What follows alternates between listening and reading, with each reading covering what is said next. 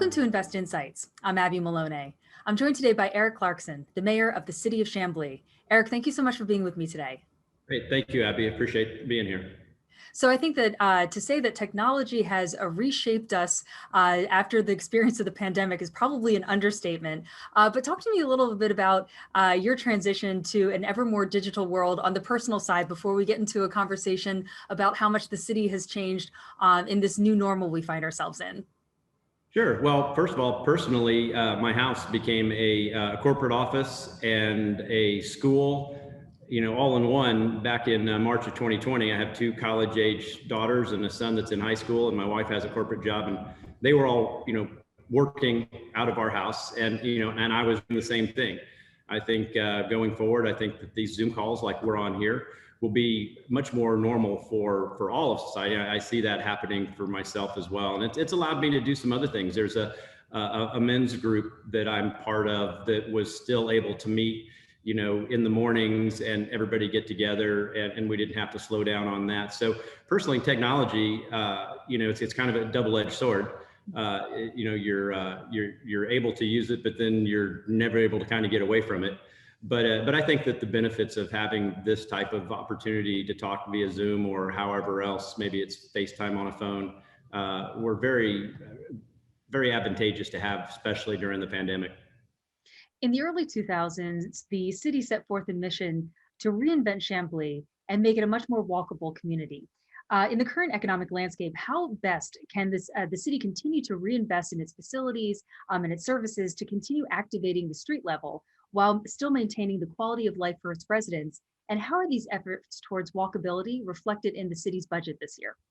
Sure. Well, walkability is a very important factor for our city. Chamblee, prior to the late 1900s, or mid-century to the late 1900s, was an industrial city, and there wasn't a lot of walkability that was built into our infrastructure. In the 1980s, MARTA, which is our transit authority, put in a transit station.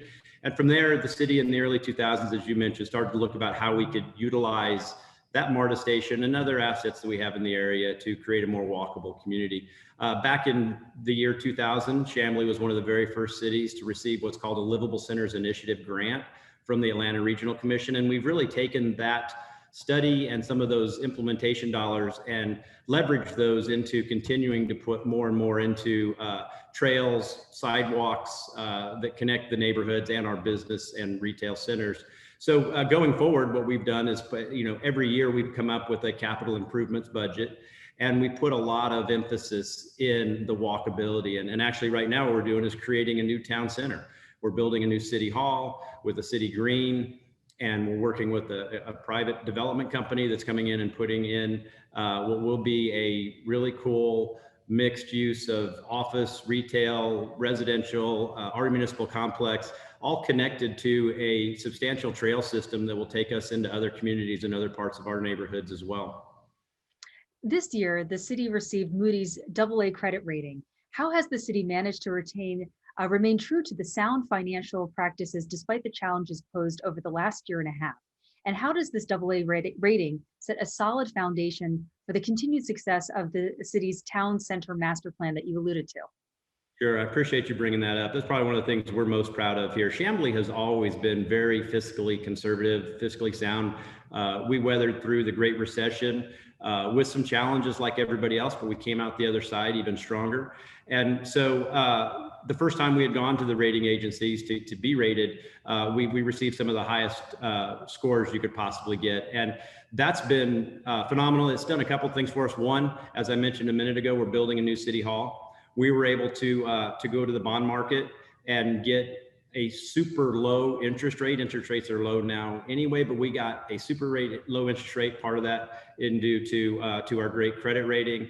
And so also, I'm a big believer that public investment leads to more private investment in your community. And we're seeing that. And with the investment we're putting in with the new city hall, as I mentioned, with our trails, our walkability, putting monies into those, the bond rating really helps us show the private interests and the developers that Chamblee is a solid city and a good place to invest your money. Across the Atlanta region, housing prices continue to rise in accordance with the upward trajectory of the local economy. With that in mind, What are some of the steps that the city of Chamblee has taken from both a budgetary as well as planning standpoint to maintain housing affordability in this current economic landscape? Sure. One of the benefits of Chamblee for a long time is where we're located. The Metro Atlanta area is a very desirable area. However, we had some relatively affordable housing prices.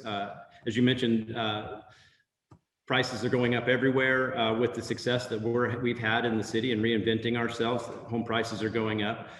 Some of the bigger things I think we've done to really help with that is simple supply and demand.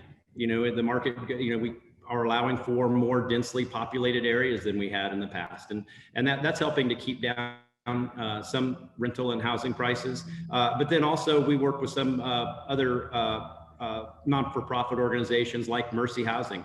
We have worked with them in a private-public partnership in 2 Mercy Housing projects that are coming in right now, both for seniors, but then Mercy Housing just came to us for a 3rd project in our city that is not just for seniors, but for some families as well. So I think it's a broad range of things that we work on.